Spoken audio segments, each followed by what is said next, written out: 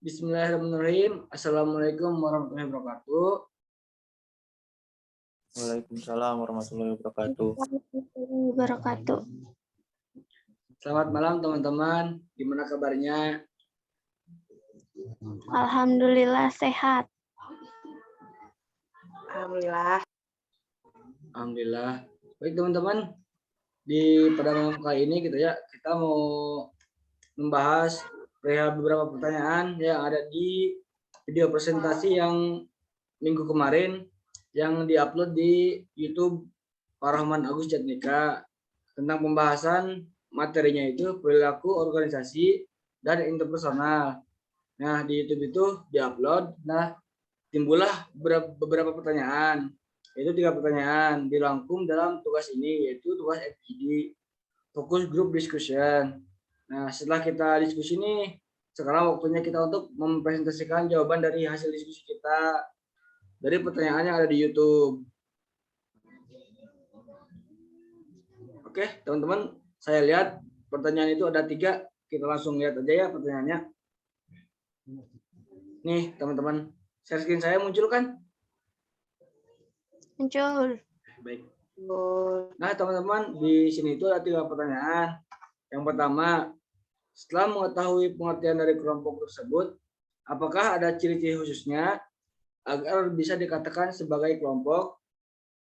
Pertanyaan kedua, mohon diberikan contoh peranan kelompok kepentingan di organisasi atau lembaga infrastruktur politik. Mungkin pertanyaan lebih 2 diimplementasikan berarti ya jawaban contohnya tentang kelompok kepentingan. Pertanyaan ketiga, adakah proses-proses atau tahapan-tahapan dalam komunikasi interpersonal? Oke, baik teman-teman, kita langsung aja ya ke pertanyaan pertama. Barangkali dari teman-teman ada yang mau menjawab perihal pertanyaan pertama ini. Izin menjawab nomor 1 dong. Boleh, Del. Ayo, gas. Ya. Suatu kelompok itu bisa disebut sebagai kelompok sosial apabila memiliki beberapa ciri-ciri, seperti merupakan satuan yang nyata dan dapat dibedakan dari kesatuan manusia yang lain. Yang kedua, memiliki struktur sosial yang setiap anggotanya itu memiliki status dan peranan tertentu. Dan yang ketiga, memiliki norma-norma yang mengatur di antara hubungan para anggotanya dan memiliki kepentingan bersama. Mungkin itu sih. Dari yang lain mungkin. Izin nambahin boleh? Boleh, Ran. Boleh banget. Ayo. Sebelumnya maaf ya nggak bisa on cam karena kendala kamera. Gak apa-apa, Ran. Lanjut. Mungkin cirinya itu tambahannya pertama adanya interaksi dan komunikasi di antara para anggotanya. Kelompok sosial dapat lahir, tumbuh, dan berkembang tidak lepas dengan adanya komunikasi sosial dan interaksi sosial.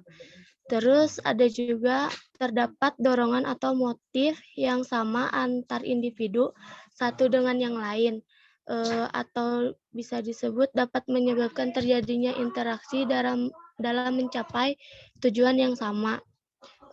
Kemudian ada juga terdapat akibat-akibat interaksi yang berlainan terhadap individu satu dengan yang lain berdasarkan rasa dan kecakapan yang berbeda-beda antara individu yang terlibat di dalamnya. Ada juga penegasan atau pembentukan struktur atau organisasi kelompok yang jelas dan terdiri dari peranan-peranan dan kedudukan masing-masing. Kemudian ada peneguhan norma, pedoman tingkah laku anggota kelompok yang mengatur interaksi dalam kegiatan anggota kelompok untuk mencapai tujuan yang ada. Selanjutnya, berlangsungnya suatu kepentingan dan adanya pergerakan yang dinamika. Mungkin itu yang bisa aku tambahin. Makasih. Oke, lumayan pada bagus jawabannya ya setelah diskusi gitu. Ada lagi yang mau nambahin untuk pertanyaan pertama? Cukup. Cukup. Lanjut mungkinnya ke pertanyaan kedua. Mau dijawab sama siapa teman-teman? Izin menjawab ya Bang Her. Boleh? Mul. Untuk nomor 2, pertanyakan berikan contoh peranan kelompok kepentingan di organisasi atau lembaga infrastruktur politik ya. Sebenarnya secara garis besar, pengalaman saya ada 3 ya contoh peranannya.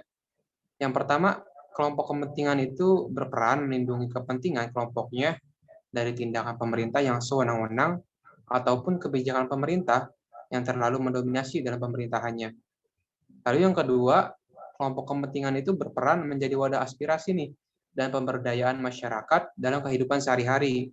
Lalu yang terakhir, kelompok kepentingan itu melakukan pengawasan dan juga pengendalian terhadap pemerintahan dalam melaksanakan tugasnya dan juga fungsinya, serta dalam membuat kebijakan publik.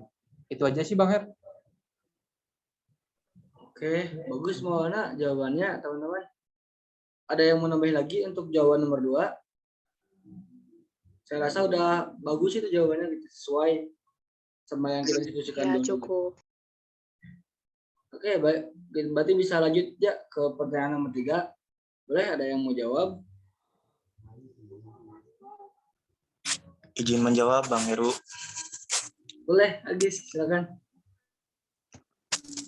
Pertanyaan nomor 3 yaitu adakah proses-proses atau tahapan-tahapan dalam komunikasi interpersonal? Ada 5 tahapan atau 5 proses dalam komunikasi interpersonal. Yang pertama yaitu sensasi.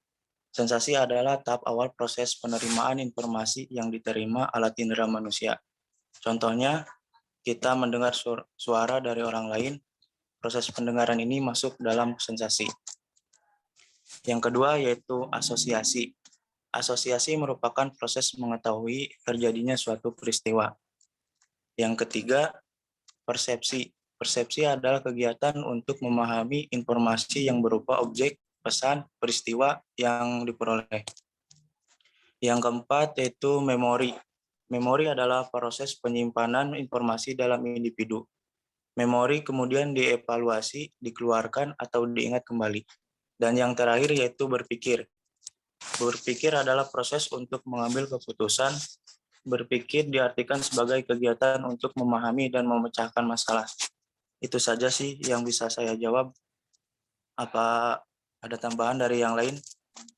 Boleh dari teman-teman ada tambahan perihal jawaban ketiga, nomor 3. Cukup sih Bang. Cukup mungkin ya.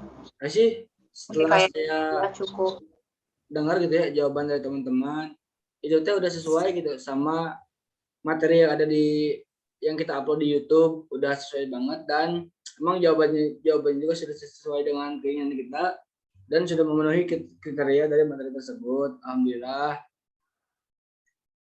Mungkin untuk diskusi kali ini singkatnya cuma untuk membahas beberapa pertanyaan dari komen yang ada di YouTube perihal materi ini.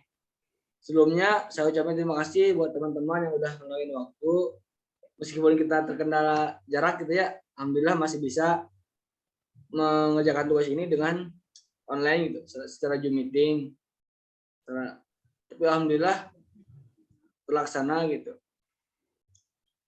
Baik teman-teman, dari Heru, dari kita gitu ya untuk perjalanan diskusi kali ini kita cukupkan. Semoga beberapa ilmu yang kita bacakan, yang kita terapkan, dan kita yang terima bisa bermanfaat bagi kita semua dan juga orang lain dan menjadi amal jariah gitu ya, ilmu yang bermanfaat.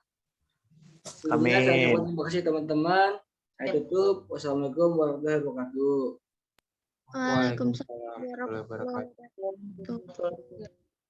Baru